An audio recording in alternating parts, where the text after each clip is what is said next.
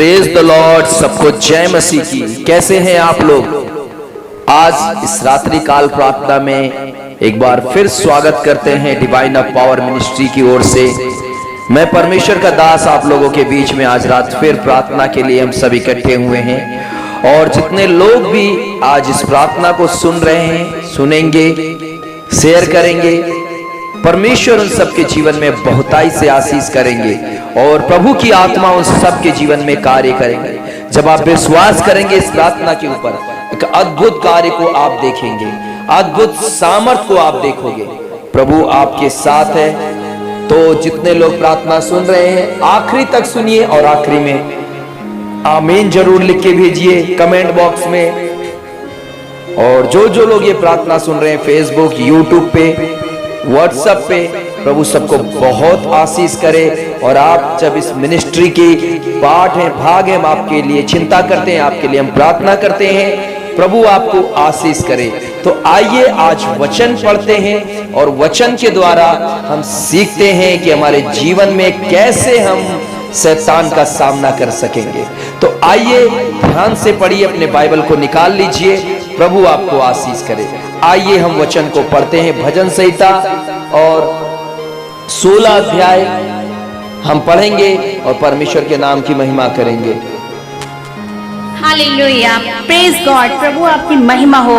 तो आइए मेरे प्रियो, हम सब साथ में मिलकर वचन को पढ़ेंगे और देखेंगे कि रात के समय प्रभु वचन के द्वारा हम सबको क्या समझाना चाहते हैं और क्या बात करना चाहते हैं। तो आइए हम सब मिलकर साथ में पढ़ेंगे। यहोवा परमेश्वर मेरा भाग, हे ईश्वर मेरी रक्षा कर, क्योंकि मैं तेरा ही शरणागत हूँ। मैंने परमेश्वर से कहा, तू ही मेरा प्रभु है, तेरे सिवा मेरी भलाई कहीं नहीं। पृथ्वी पर जो लोग, हालेलुया, पृथ्वी पर जो पवित्र लोग हैं वो ही आदर के योग्य हैं और उन्हीं में से मैं प्रसन्न होता हूँ। जो पराये देवता के पीछे भागते हैं उनका दुख बढ़ जाएगा और मैं उनके लहू वाले अर्घ नहीं चढ़ाऊंगा और उनका नाम अपने होठों से नहीं लूंगा। यहोवा मेरा भाग और मेरे कटोरे का हिस्सा है, मेरे भाग को तू स्थिर रखता है। मैं तेरे पाप की डोरी मनभावने स्थान में पड़ी और मेरा भाग मनभावना है। मैं यहोवा को धन्य कहता हूँ क्योंकि उसने मुझे सम्मति दी है, वरन मेरा मन भी रात में मुझे शिक्षा देता है। मैंने यहोवा को निरंतर अपने सम्मुख रखा है, इसलिए कि वह मेरे दाहिने हाथ रहता है। मैं कभी ना डगमगाऊंगा। इस कारण मेरा हृदय आनंदित और मेरी आत्मा मगन हुई है। मेरा शरीर भी चैन से रहेगा, क्योंकि तू मेरे प्राण को अधोलोक में से ना छोड़े, अधोलोक में ना छोड़ेगा और ना अपने पवित्र भक्त को सड़ने देगा। हम आपको धन्यवाद करते हैं, तू मुझे जीवन का रास्ता दिखलाएगा। तेरे निकट आनंद की भरपूरी है, तेरे दाहिने हाथ में सुख सर्वदा बना रहता है। यस प्रभु, आपको धन्यवाद हो प्रभु जी। सच वचनों के लिए मैं प्रभु को धन्यवाद बोलती हूँ कि प्रभु ने इन वचन को हमें दिया और उसको पढ़कर हम समझने वाले हों। तो आइए हम सब प्रभु को मिलकर महिमा देंगे और मैं गाऊंगी प्रभु के लिए, यीशु ने हमें छुड़ाया है। तो आइए हम सब मिलकर गाएंगे। यीशु ने हमें छुड़ाया है पापों के जाल से, यीशु ने हमें बचाया है शैतान की चाल से। तो गाओ हालेलुया, तो गाओ हालेलुया, तो गाओ हालेलुया, तो गाओ हालेलुया, हालेलुया। सच में प्रभु आपको धन्यवाद देते हैं प्रभु जी, आपने हमें पापों से छुड़ाया है प्रभु, शैतान की चाल से बचाया। आपको धन्यवाद हो। थैंक यू प्रभु जी, हम आपको धन्यवाद देते हैं। धन्यवाद, धन्यवाद हो परमेश्वर। आइए हम सब मिलकर परमेश्वर से प्रार्थना करते हैं आज की रात प्रभु हमें अच्छी नींद दे। और जितने लोग आज रात में सोते हैं परमेश्वर उनसे बोले और बातचीत करे। तो जितने लोग इस प्रार्थना को सुन रहे हैं, प्रभु को एक बार धन्यवाद करेंगे अपने हाथों को उठाकर, क्योंकि परमेश्वर ने आज पूरे दिन हमें संभाला और पूरे दिन परमेश्वर ने हमारी रक्षा की, हमारे परिवार की हर बीमारी से बचाया, हर दुख तकलीफ से बचाया। तो परमेश्वर हमारा कितना भला है, और हम सब मिलकर परमेश्वर को धन्यवाद करेंगे और प्रार्थना करेंगे। इस रात्रि काल में हम प्रार्थना करेंगे परमेश्वर की सामर्थी हाथों को हमारे बीच में आने के लिए। जीवित परमेश्वर पिता, धन्यवाद करता हूँ प्रभु, इस समय इस रात्रि काल में तेरे लोगों के लिए मैं दुआ करता हूँ परमेश्वर। जिंदा खुदा, जो परिवार आज परमेश्वर पिता ओ प्रभु दुख और तकलीफ के साथ गुजर रहा है प्रभु, जो परिवार में आज परमेश्वर पिता परेशानी है प्रभु, ओ परमेश्वर वो आंसुओं के साथ दिन रात गुजारते हैं, ओ परमेश्वर इस परिवार में शांति आनंद आने के लिए मैं प्रार्थना करता हूँ प्रभु।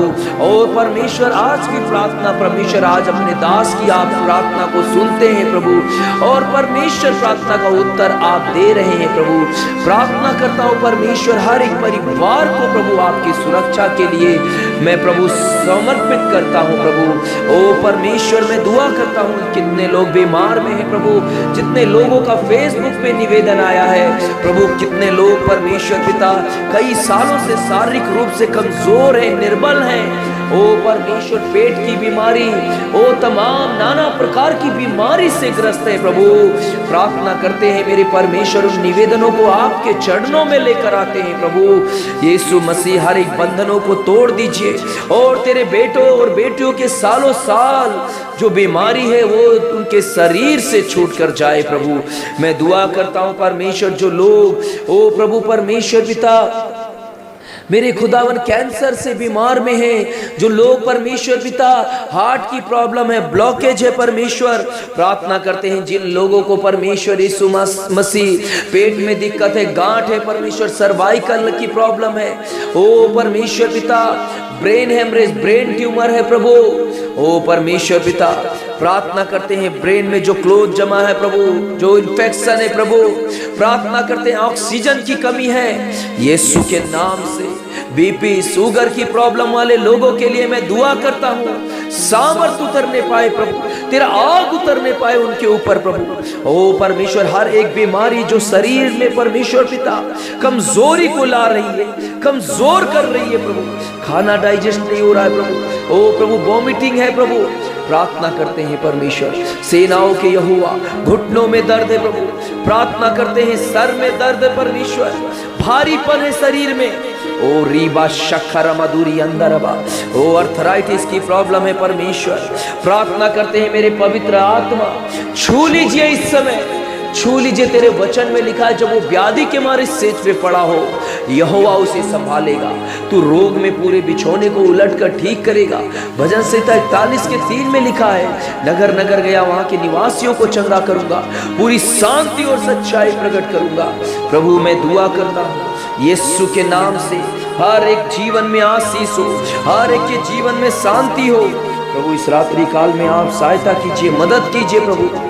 प्रार्थना करते हैं प्रभु जितने लोग दुष्ट आत्मा से जकड़े हैं, जादू टोने के बंधन से घर परिवार में, ओ पिता जो बीमारी है प्रभु, जो परमेश्वर रुकावट है प्रभु, यीशु के नाम से मैं डांटता हूं हर एक शैतान के कामों को, क्योंकि वचन में लिखा है प्रधानता और अधिकारों को अपने ऊपर से उतार कर यीशु ने उनका खुला खुला तमाशा बनाया और क्रूस के कारण जय जयकार की ध्वनि सुनाई। कुलुस्सियों 2:15 में लिखा है ओ यीशु के नाम में सारे बंधन टूट जाए। पवित्र आत्मा आप छू लीजिए, छू लीजिए प्रभु अपने बेटे और बेटी को, छू लीजिए इस समय प्रभु जो आंसुओं के साथ है, निराश में है प्रभु, उनको नहीं लगता ये बीमारी से छुटकारा पाएंगे, बंधन से छुटकारा पाएंगे। आज रात उन्हें आजाद कीजिए। प्रार्थना करते हैं प्रभु जिनको संतान नहीं है प्रभु, ओ पिता जिनको संतान नहीं उनके गर्भ को आशीष कीजिए, कोख को खोल दीजिए यीशु के नाम में प्रभु। 6 साल 10 साल 8 साल 5 साल इंतजार कर रहे हैं प्रभु, ओ पिता तरस खाइए तेरे लोगों में। जितने लोग प्रभु परमेश्वर प्रार्थना करा रहे हैं प्रभु, जो सुन रहे हैं प्रभु, इस साल उनके लिए आशीष कीजिए, इस साल उनके गर्भ को खोल दीजिए। पवित्र आत्मा महान कार्य कीजिए। मैं प्रार्थना करता हूँ यीशु नासरी के नाम से, सेनाओं के यहोवा, सेनाओं के परमेश्वर, ओ पिता सुन लीजिए, तेरे लोगों के जीवन में अद्भुत कार्य हो।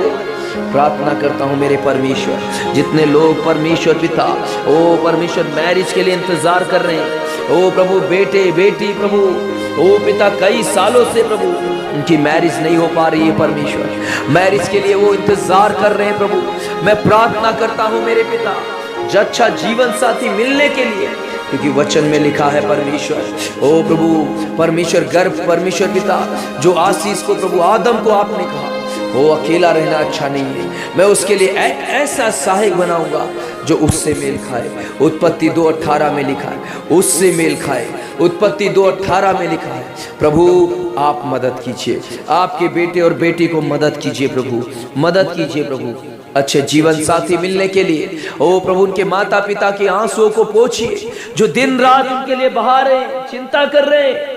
ओ मेरे परमेश्वर तरस खा लीजिए तेरे लोगों के लिए, तरस खाइए प्रभु।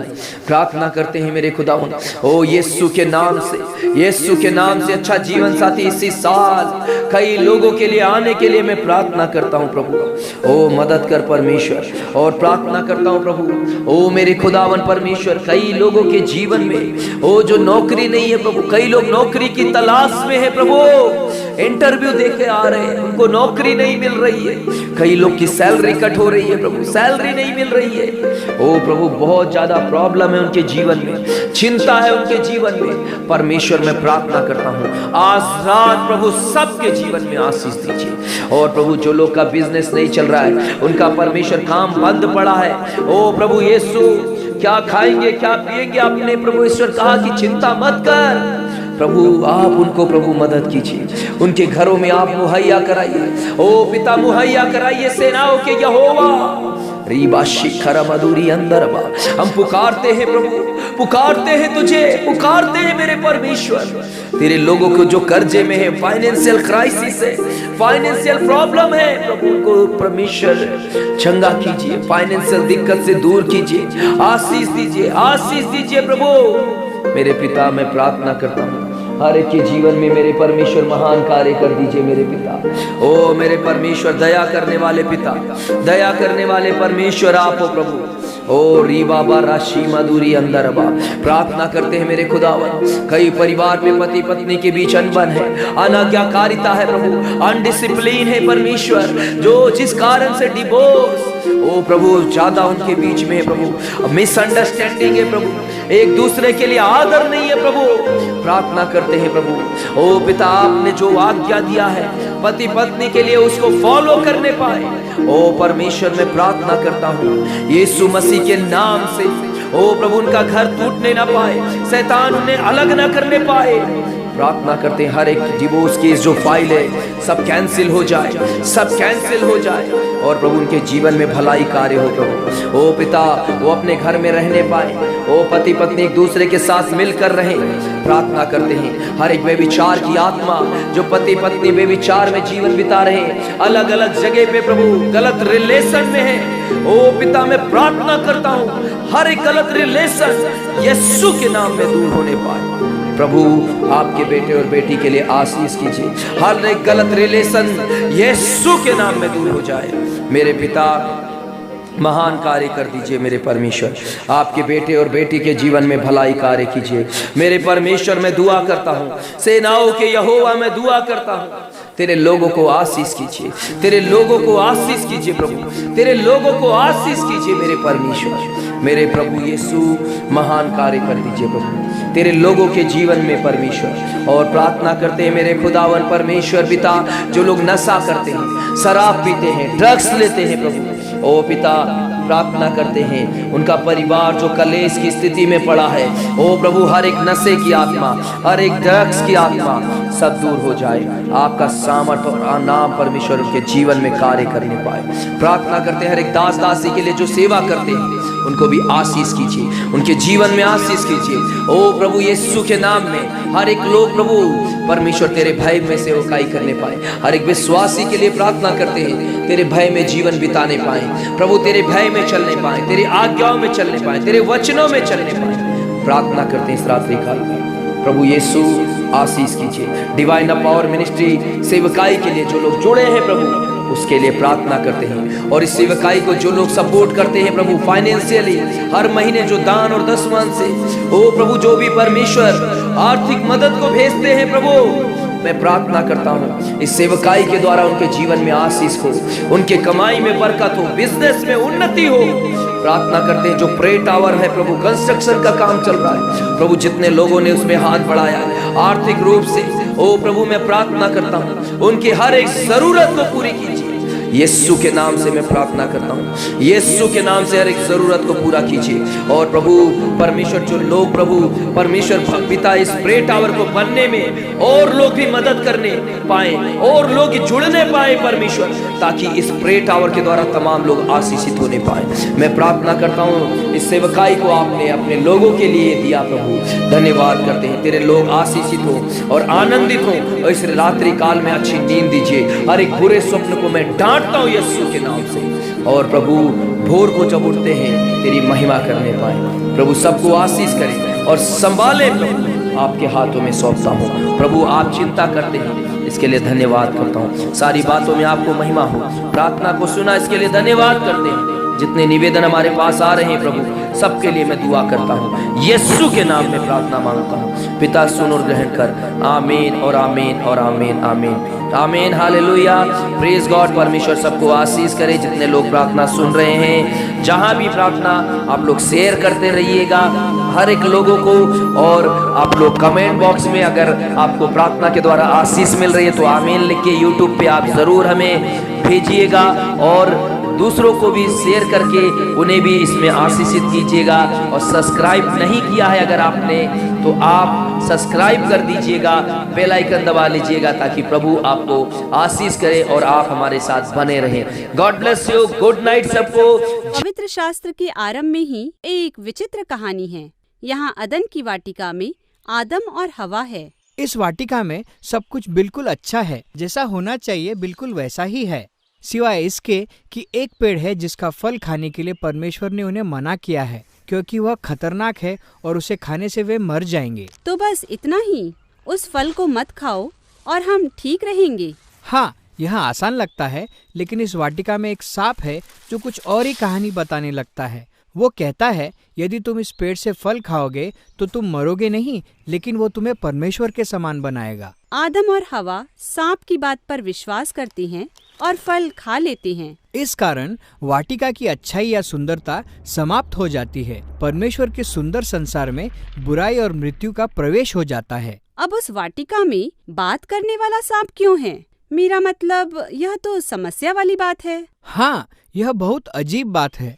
और इससे भी अजीब बात यह है कि बाइबल इस बात को स्पष्ट नहीं करता कि यह प्राणी वहाँ क्यों और कैसे पहुँचा। बाइबल में केवल सिर्फ सर्प नामक इस प्राणी का उल्लेख है, जो परमेश्वर का विरोधी है। वो लोगों को परमेश्वर की अच्छाई पर संदेह करने और उनको मृत्यु के पथ पर ले जाना चाहता है। तो यह सर्प जो कुछ भी है, बुराई का वो स्रोत है जो हमारे संसार और हमारे जीवनों में आज तक घुसा हुआ है। लेकिन हमारे लिए कुछ आशा है, क्योंकि यहाँ इस कहानी में परमेश्वर आदम और हवा से एक बहुत ही दिलचस्प प्रतिज्ञा करते हैं कि भविष्य में कोई आने वाला है, अर्थात हवा का पुत्र। यह पुत्र उस सर्प के सर को कुचल देगा और जड़ से बुराई को खत्म कर देगा। परंतु इस युद्ध में सर्प इस पुत्र की एड़ी को डसेगा। तो क्या ये एक दूसरे का नाश करना है? हाँ, यह विचित्र लेकिन सुंदर प्रतिज्ञा है। यह प्रतिज्ञा तब तक लटकी रहती है जब तक हम कहानी के दूसरे महत्वपूर्ण क्षण तक नहीं पहुंचते, जहां परमेश्वर अब्राहम नामक एक व्यक्ति को चुनते हैं और कहते हैं कि उसके परिवार के द्वारा संसार की सब जातियों में भलाई और आशीषें फिर से बहाल की जाएगी। और जैसे जैसे हम इस परिवार में आगे बढ़ते हैं, हम अब्राहम के परपोते को देखते हैं जिसका नाम यहूदा है। वह यह प्रतिज्ञा पाता है कि उसके वंश में एक राजा उत्पन्न होगा और संपूर्ण संसार इस राजा के पीछे हो लेगा, और वह शांति और मेल लाएगा, और भोजन, दाखरस, दूध और दाख की बारियों की बहुतायत होगी। सब कुछ बहुत अच्छा होगा। यहूदा की वंश से जिस पहले राजा को हम देखते हैं वो है दाऊद राजा। वो शूरवीर नायक है। शायद वो ही सांप को कुचलने वाला हो। लेकिन पता चलता है कि दाऊद भी अन्य मानव जाति के समान उसी बुराई से ग्रस्त था। वो सांप को नहीं कुचलता, लेकिन परमेश्वर दाऊद से प्रतिज्ञा करते हैं कि अंत में वह राजा उसी के वंश से आएगा। लेकिन जब आप इस कहानी को आगे पढ़ते हैं तो एक एक करके उसकी पुत्रों की हर पीढ़ी पूरी तरह से निराशाजनक और सांप के अधीन रहने वाले होते हैं। वे बुराई को चुनते हैं, वे धन और यौन और शक्ति के पीछे जाते हैं और अन्य देवी देवताओं का अनुसरण करते हैं। परिस्थिति इतनी बिगड़ जाती है कि वे इज़राइल राष्ट्र को मिट्टी में मिला देती हैं और बेबीलोन जैसा बड़ा और दुष्ट राज्य उन्हें नष्ट कर देता है। तो अब कोई राजा भी नहीं बचा जो इस प्रतिज्ञा को पूरा कर सके। अब ऐसे लगता है कि पूरी योजना ही कहीं खो गई है। लेकिन ऐसे अंधकारमय समय में एक अनोखे लोगों का समूह है जिन्हें भविष्यवक्ता कहते हैं। वे इस आने वाले राजा के बारे में लगातार बोलते रहे और उस प्रतिज्ञा की याद दिलाते रहे कि वह आएगा, वह बुराई को हरा देगा और वाटिका को फिर से स्थापित करेगा। एक भविष्यवक्ता यशाया हमें विशेष रूप से बताता है कि इस राजा को क्यों मारा गया।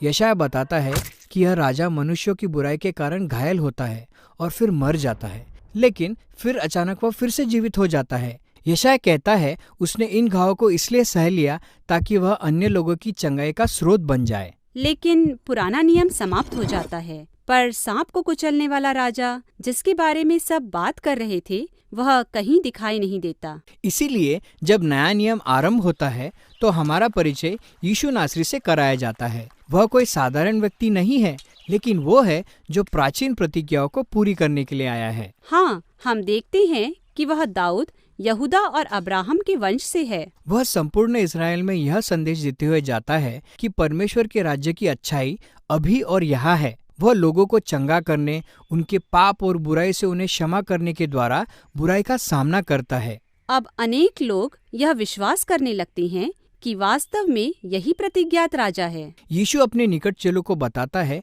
वो राजा बनेगा और शांति स्थापित करेगा, पर इसके लिए उसे मानव जाति के पापों के परिणामों को अपने ऊपर लेना होगा। यह सर्प के डसने का जख्म होगा। बिल्कुल सही। तो ऐसा लगता है कि सांप जीत रहा है, लेकिन आगे जो होने वाला है अगर उसे न देखा जाए तो यह कहानी दुखद लगती है। यीशु मृतकों में से जी उठता है।